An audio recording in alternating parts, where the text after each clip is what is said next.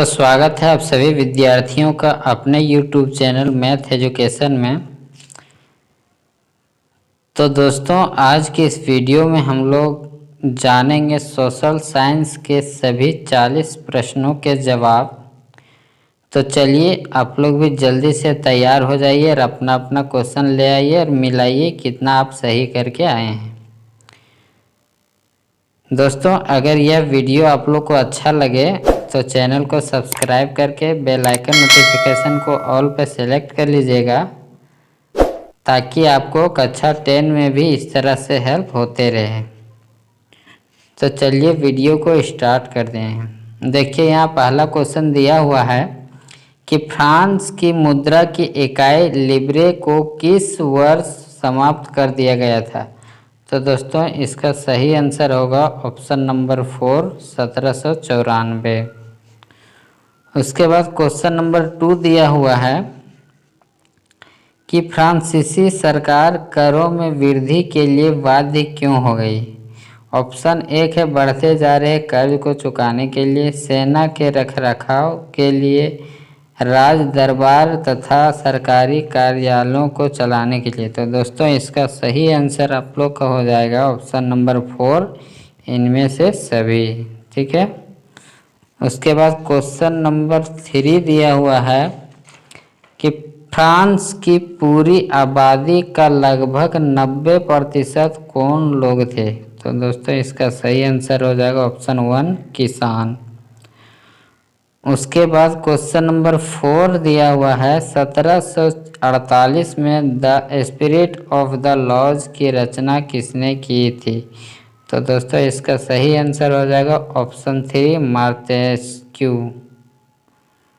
उसके बाद question number 5 दिया हुआ है जब 1791 में फ्रांस की नेशनल असेंबली ने संविधान का प्रारूप पूरा कर लिया तो इसका मुख्य उद्देश्य क्या था। तो दोस्तों, इसका सही आंसर है ऑप्शन नंबर 1, सम्राट की शक्तियों को सीमित करना। उसके बाद क्वेश्चन नंबर 6 है फ्रांसीसी उपनिवेशों में कौन सी प्रथा का उन्मूलन जैकोबिन शासन के क्रांतिकारी सामाजिक सुधारों में से एक था। तो दोस्तों, इसका सही आंसर हो जाएगा ऑप्शन नंबर 2, दास प्रथा। उसके बाद क्वेश्चन नंबर 7 दिया हुआ है निम्न में से कौन यूरोप में ऐसा राष्ट्र चाहते थे जिनमें सभी धर्मों को बराबर का सम्मान और जगह मिले। तो इसका सही आंसर ऑप्शन 1 हो जाएगा, उदारवादी। उसके बाद क्वेश्चन नंबर 8 दिया हुआ है आप लोग का कि निम्न में से किसका विश्वास था कि खुद को पूंजीवादी शोषण से मुक्त कराने के लिए मजदूरों को एक अत्यंत भिन्न किस्म का समाज बनाना होगा। तो इसका सही आंसर हो जाएगा आप लोग का ऑप्शन नंबर 3, कार्ल मार्क्स। उसके बाद क्वेश्चन नंबर 9 है फिनलैंड, लातविया, लिथुआनिया, एस्तोनिया तथा पोलैंड के कुछ हिस्से किस राज्य के अंग थे। तो इसका आपका सही आंसर हो जाएगा ऑप्शन नंबर 4, रूसी। उसके बाद क्वेश्चन नंबर 10 में है आप लोग का मार्क्स के विचारों को मानने वाले समाजवादियों ने 1898 में किस पार्टी का गठन किया था। तो दोस्तों, इसका सही आंसर होगा option 2, Russian social democratic workers party. उसके बाद क्वेश्चन नंबर 11 है 1994 में दो यूरोपीय गठबंधनों के बीच युद्ध छिड़ गया। इस खेमे में जर्मनी, ऑस्ट्रिया और तुर्की थे। तो दूसरे खेमे में कौन कौन देश थे। तो इसका आपका सही आंसर हो जाएगा फ्रांस, ब्रिटेन व रूस, जो दूसरे खेमे में थे, ऑप्शन नंबर 1। उसके बाद क्वेश्चन नंबर 12, आइए 12 देखते हैं क्या है। पूर्व देशांतर रेखा जो भारत के मानक याम्योत्तर रेखा मानी जाती है वह भारत के किस राज्य और शहर से होकर गुजरती है? वह भारत के किस राज्य और शहर से होकर गुजरती है? तो उत्तर प्रदेश मिर्ज़ापुर, ये ऑप्शन 1 हो जाएगा सही। उसके बाद क्वेश्चन नंबर 13 दिया हुआ पश्चिम में यूरोपीय देशों एवं पूर्वी एशियाई देशों को कौन सा सागर मिलती है? तो इसमें आपका सही आंसर हो जाएगा हिंद महासागर, ऑप्शन नंबर 3।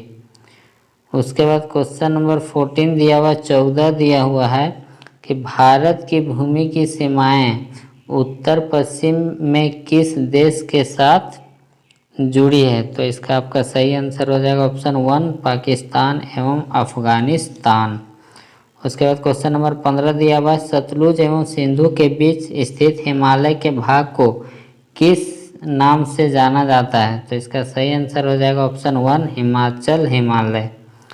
उसके बाद क्वेश्चन नंबर 16 दिया हुआ है कि पटकाई, नागा, मिजो तथा मणिपुर निम्न में से किनके नाम हैं?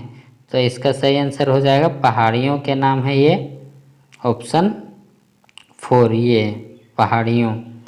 उसके बाद क्वेश्चन नंबर 17 दिया हुआ है कि भारत का उत्तरी मैदान जो जलोढ़ मृदा से बनी है उसका निर्माण किन नदियों के द्वारा हुआ है? तो आपका इसका सही आंसर हो जाएगा ऑप्शन नंबर 3 सिंधु, गंगा और ब्रह्मपुत्र। उसके बाद क्वेश्चन नंबर 18 दिया हुआ है किन कारणों से भारत का उत्तरी मैदान कृषि की दृष्टि से सर्वाधिक उत्पादक क्षेत्र माना गया है? ऑप्शन है समृद्ध मृदा आवरण, दूसरा है प्रचुर पानी की उपलब्धता, तीसरा अनुकूल जलवायु। तो इसका सही आंसर हो जाएगा ऑप्शन 4 इनमें से सभी। उसके बाद क्वेश्चन नंबर 19 दिया हुआ है कि मानसरोवर झील किस देश में स्थित है? तो इसका सही आंसर हो जाएगा ऑप्शन 2 तिब्बत। क्वेश्चन नंबर 20 है सतलुज, व्यास, रावी, चेनाब तथा झेलम आपस में मिलकर पाकिस्तान के मिठान कोटी के पास किस नदी में मिल जाती है? तो इसका सही आंसर हो जाएगा ऑप्शन 2 सिंधु नदी। उसके बाद क्वेश्चन नंबर 21 दिया हुआ है कश्मीर घाटी का एक प्रसिद्ध झील का नाम क्या है? तो इसका सही आंसर हो जाएगा आपका डल झील, ऑप्शन 1 डल झील। ठीक है। उसके बाद क्वेश्चन नंबर 22 झीलों के निर्माण से क्या लाभ होता है? तो दोस्तों ऑप्शन दिया हुआ जल विद्युत उत्पादन करने में ये लाभ होता है, आसपास के क्षेत्रों की जलवायु को सामान्य बनाती है, ये भी लाभ है, प्राकृतिक सुंदरता में पर्यटन को बढ़ाती है, ये भी लाभ है। इनमें से सभी ऑप्शन 4 हो जाएगा। उसके बाद क्वेश्चन नंबर 23 देखिए 23 में दिया हुआ है कि निम्न में से शासन का एक ऐसा रूप कौन है जिनमें शासकों का चुनाव लोग करते हैं? तो इसका सही आंसर हो जाएगा ऑप्शन 1 लोकतंत्र। उसके बाद क्वेश्चन नंबर 24 दिया हुआ है वर्ष 2002 में पाकिस्तान के किस राष्ट्रपति के द्वारा लीगल फ्रेमवर्क ऑर्डर के जरिए वहां के संविधान को बदल डाला गया? तो ऑप्शन हो जाएगा 3 परवेज मुशर्रफ। क्वेश्चन नंबर 25 है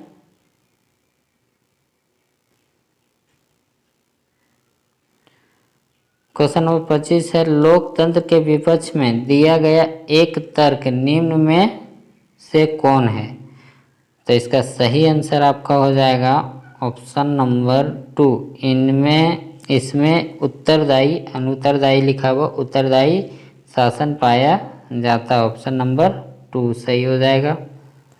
उसके बाद क्वेश्चन नंबर 26 दिया हुआ लोकतंत्र में किसी समस्या के समाधान में किसकी भूमिका अधिक महत्वपूर्ण होती है?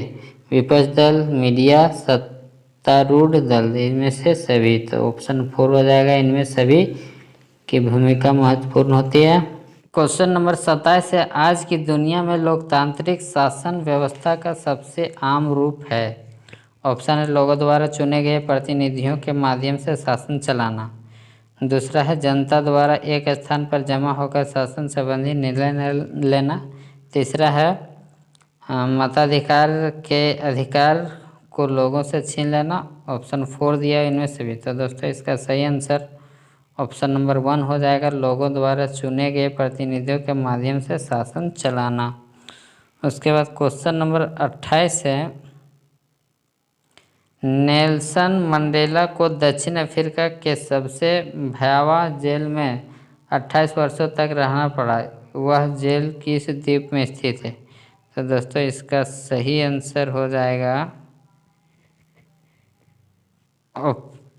ऑप्शन नंबर 2, रोबेन द्वीप। उसके बाद क्वेश्चन नंबर 29 है, दक्षिण अफ्रीका में रंग भेद के खिलाफ जब जनता के संघर्ष और विरोध बढ़ने लगा तो वहाँ की सरकार ने अपनी नीतियों में क्या बदलाव शुरू कर दिया? तो दोस्तों इसका ऑप्शन दिया हुआ, भेदभाव वाले कानूनों वापस ले लिया, राजनीतिक दलों पर लगा प्रतिबंध उठा लिया, नेल्सन मंडेला को आज़ाद कर दिया, इनमें सभी। तो इसका सही आंसर हो जाएगा ऑप्शन 4, इनमें से सभी। क्वेश्चन नंबर 30 दिया हुआ है, लोकतांत्रिक शासन वाले देशों में किसका होना जरूरी माना जाता है? तो दोस्तों इसका संविधान होना जरूरी माना जाता है, ऑप्शन 2 सही होगा। उसके बाद क्वेश्चन नंबर 31 दिया हुआ, भारत देश ने किस आधार पर हुए बंटवारे की विभीषिका झेली? तो इसका सही आंसर हो जाएगा धर्म, ऑप्शन नंबर 1। उसके बाद क्वेश्चन नंबर 32 दिया हुआ है कि संविधान प्रमुख रूप से क्या काम करता है? संविधान प्रमुख रूप से क्या काम करता है? तो ऑप्शन इसका सही हो जाएगा 4, इनमें से सभी, यानी कि लोगों के बीच जरूरी भरोसा और सहयोग विकसित करता है, सरकार के अधिकारों की सीमा तय करता है, समाज के गठन के लिए लोगों की आकांक्षाओं को व्यक्त करता है। तो इनमें से सही सभी, ऑप्शन नंबर 4 हो जाएगा। क्वेश्चन नंबर 33 दिया हुआ है, पालमपुर के निकटतम बड़े गांव का नाम क्या था? तो दोस्तों पालमपुर के निकटतम बड़े गांव का नाम था रायगंज, ऑप्शन 1 सही हो जाएगा। क्वेश्चन नंबर 34 दिया हुआ, भूमि मापने की मानक इकाई क्या है? तो दोस्तों इसका सही आंसर क्या हो जाएगा? हेक्टेयर। भूमि को हेक्टेयर में मापते हैं। क्वेश्चन नंबर 35 है, भारत के गांव में उत्पादन की प्रमुख गतिविधि क्या है? तो इसका सही आंसर आप लोग का हो जाएगा खेती। क्या हो जाएगा? खेती, ऑप्शन नंबर 1, ये सही हो जाएगा खेती। उसके बाद क्वेश्चन नंबर 36 में है, लघु विनिर्माण, परिवहन, दुकानदारी, डेयरी किस प्रकार की क्रियाएं हैं? तो इसका सही आंसर हो जाएगा गैर कृषि क्रियाएं, ऑप्शन 1 सही होगा। उसके बाद क्वेश्चन नंबर 37 दिया हुआ, आर्थिक विकास की दृष्टि से कौन सर्वाधिक महत्वपूर्ण है? तो दोस्तों इसका सही आंसर हो जाएगा मानव पूंजी, मानवीय पूंजी, ऑप्शन नंबर 2। उसके बाद क्वेश्चन नंबर 38 दिया हुआ है कि निम्न में से कौन से कारक जनसंख्या की गुणवत्ता को बढ़ाता है? तो इसका सही आंसर हो जाएगा क्या? साक्षरता दर, लोगों का स्वास्थ्य, कौशल निर्माण, में से सभी, ऑप्शन नंबर 4 सही हो जाएगा। क्वेश्चन नंबर 39 दिया हुआ, ऐतिहासिक और सांस्कृतिक कारणों से परिवार में महिलाओं और पुरुषों के बीच का विभाजन हुआ। तो इसका सही आंसर हो जाएगा श्रम, ऑप्शन 3। और क्वेश्चन नंबर 40 जो लास्ट क्वेश्चन है कि किस प्रकार की जनसंख्या अर्थव्यवस्था पर बोझ है? तो इसका सही आंसर हो जाएगा शिक्षा और अस्वास्थ्य, ऑप्शन नंबर 1, ये बिल्कुल सही हो जाएगा। तो दोस्तों आशा करता हूँ आप लोग अच्छी तरह से मिला लिए होंगे। अब कितना कौन नंबर लाएँ कमेंट करके ज़रूर बताइएगा कि आप लोग का कितना आएगा। और चैनल में नए तो चैनल को सब्सक्राइब ज़रूर कर लीजिएगा। Thank you. जय हिंद, जय भारत।